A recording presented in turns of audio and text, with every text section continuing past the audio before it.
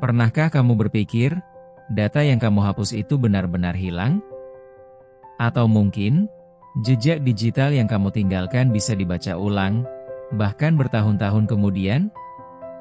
Di balik layar dunia maya, ada para ahli digital forensik yang bisa membongkar semuanya. Mereka bukan hacker, tapi pelacak digital dengan kemampuan membedah data tersembunyi. Dalam video ini, kita akan menyelami dunia gelap digital forensik, teknologi canggih yang digunakan untuk mengungkap kejahatan, memburu pelaku, bahkan mengungkap kebenaran. Selamat datang di dunia di mana data tidak pernah berbohong. Digital forensik adalah cabang ilmu forensik yang fokus menganalisis, mengumpulkan, dan mengamankan bukti dari perangkat digital, seperti komputer, smartphone, server, bahkan cloud storage. Tujuannya, menemukan bukti yang bisa dipakai di pengadilan atau investigasi. Bayangin gini, ada kasus pencurian data perusahaan besar. Semua pelaku sudah menghapus jejak mereka. Tapi dengan digital forensik, file yang dihapus itu bisa dikembalikan. Aktivitas yang sudah ditutupi bisa dilacak ulang. Bahkan password yang sempat diketik pun bisa terdeteksi lewat log sistem. Ilmu ini digunakan untuk membongkar kejahatan seperti hacking, penyebaran malware, penipuan digital, hingga cyberbullying. Tapi bukan cuma penegak hukum aja yang pakai. Banyak perusahaan juga mengandalkan digital forensik untuk investigasi internal dan keamanan data. Digital forensik butuh ketelitian tinggi. Ahlinya harus bisa membedakan mana data asli, mana yang sudah dimanipulasi. Mereka juga harus menjaga agar bukti digital tetap utuh dan bisa dipertanggungjawabkan secara hukum. Jadi, kalau kamu pernah mikir data digital itu gampang dihapus dan aman, pikir lagi. Dunia digital punya mata, dan digital forensik adalah caranya melihat yang tersembunyi. Lalu, gimana sih sebenarnya cara kerja digital forensik? Prosesnya nggak asal colok dan buka file. Ada tahapan sistematis yang harus diikuti agar data tetap valid dan bisa dipakai sebagai bukti hukum. Pertama, proses identifikasi. Di sini, forensik digital menentukan perangkat mana yang relevan. Bisa komputer korban, hard disk pelaku, atau bahkan server cloud. Lanjut ke pengumpulan data. Ini harus dilakukan dengan hati-hati, tanpa mengubah isi perangkat aslinya. Biasanya digunakan metode imaging, yaitu membuat salinan bit per bit dari media penyimpanan. Tahap ketiga, analisis. Disinilah si ahli mulai mencari jejak-jejak tersembunyi, file yang dihapus, aktivitas mencurigakan, atau pola penggunaan yang tidak biasa. Setelah itu, masuk ke tahap dokumentasi dan pelaporan. Semua proses dicatat secara rinci, supaya bisa dipertanggungjawabkan di pengadilan. Dan terakhir, presentasi bukti. Hasil temuan harus disusun rapi dan bisa dijelaskan dengan bahasa awam, termasuk kepada hakim atau juri.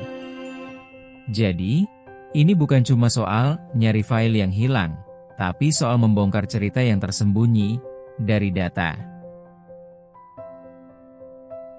Salah satu contoh paling terkenal dalam dunia digital forensik terjadi pada kasus Enron, skandal keuangan terbesar di Amerika.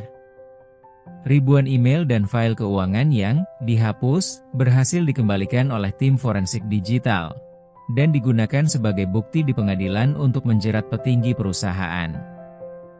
Di kasus lain, digital forensik pernah membantu FBI menangani kasus pembunuhan berantai, di mana pelaku menyimpan foto-foto korban di hard drive yang sudah diformat. Berkat teknik image recovery, data itu berhasil dikembalikan dan menjadi bukti kunci. Bahkan di Indonesia, beberapa kasus kejahatan siber, mulai dari penyebaran hoaks, pencurian data, hingga penipuan digital, telah berhasil diungkap lewat analisis jejak digital, seperti log chat, email, dan riwayat akses. Hal yang sama juga berlaku buat investigasi media sosial. Postingan yang sudah dihapus, pesan yang sudah di-unsend, semua bisa dilacak asal jejaknya masih tertinggal di sistem. Fakta mengejutkan, banyak pelaku kejahatan digital tertangkap, bukan karena kejahatannya, tapi karena jejak datanya bicara lebih banyak dari yang mereka kira. Digital forensik bukan cuma dipakai oleh polisi atau detektif elit seperti di film. Faktanya, banyak pihak yang memanfaatkan teknologi ini dalam berbagai bidang. Pertama tentu saja penegak hukum, mulai dari kepolisian, kejaksaan, hingga badan intelijen. Mereka menggunakan digital forensik untuk membongkar kasus kriminal, seperti pencurian data, pemerasan digital, hingga pembunuhan yang melibatkan bukti elektronik. Lalu ada perusahaan swasta, terutama di bidang keuangan, perbankan, dan teknologi. Ketika terjadi pelanggaran data, sabotase internal, atau kebocoran informasi sensitif, digital forensik jadi alat penting untuk menginvestigasi siapa pelakunya dan bagaimana itu terjadi. Pengacara dan firma hukum juga sering bekerja sama dengan analis forensik untuk menyiapkan bukti digital di pengadilan, khususnya dalam kasus perceraian, sengketa bisnis, atau penipuan siber. Dan jangan lupa, ethical hacker dan konsultan keamanan siber juga menggunakan teknik digital forensik untuk menguji sistem keamanan dan menutup celah kerentanan. Jadi, siapapun yang ingin tahu apa yang sebenarnya terjadi di balik layar digital, pasti butuh ilmu ini. Kita hidup di era digital. Hampir semua aktivitas, dari komunikasi, transaksi, sampai pekerjaan, tersimpan dalam bentuk data. Tapi sayangnya, semakin canggih teknologi, semakin licin juga cara pelaku kejahatan memanfaatkannya. Penipuan online, peretasan akun, penyebaran hoaks, pemerasan digital, semua itu makin sering terjadi, dan seringkali korbannya tidak sadar kalau dirinya sedang diawasi atau datanya sedang dicuri. Disinilah digital forensik jadi sangat penting. Bukan cuma untuk mengungkap kejahatan, tapi juga untuk melindungi hak, privasi, dan data pribadi kita. Jejak digital bisa jadi senjata untuk membela diri, atau justru alat yang menjerat kita.